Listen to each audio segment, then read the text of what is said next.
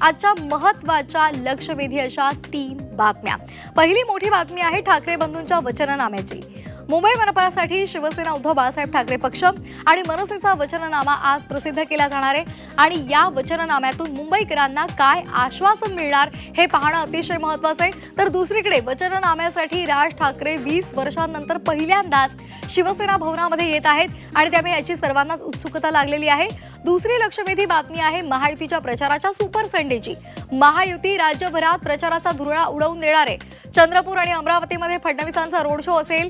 दुसरीकडे शंभूराज देसाई सांगलीमध्ये प्रचार सभा घेणार आहेत, तर मुंबईतील प्रचार सभेमध्ये भाजपचं प्रचार गीत लॉन्च होणार आहे। तिसरी महत्त्वाची बातमी आहे आंतरराष्ट्रीय पातळीवरून अमेरिकेनं व्हेनेझुएलावर हल्ला केला आणि राष्ट्राध्यक्षांना अटक केली आहे। यानंतर डोनाल्ड ट्रम्प यांनी व्हेनेझुएलावर अमेरिकेनं ताबा मिळवल्याचं जाहीर करत नवा राष्ट्राध्यक्ष घोषित होईपर्यंत या ठिकाणी अमेरिकेची सत्ता असेल असं जाहीर केलेलं आहे।